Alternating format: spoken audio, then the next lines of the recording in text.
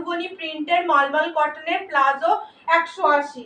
Second একটা লেখাতে থাকছে 180 প্লাজো গুলো। দেখো সেকেন্ড থাকছে একটা লেখাতে 180 প্লাজো। এই আর একটা মধুবনী প্রিন্টের রয়েছে হোয়াইট কালার। এটা সবার ডিমান্ড, শুধু হোয়াইট এলেই উঠে যায়, হোয়াইট আসবে উঠে যাবে।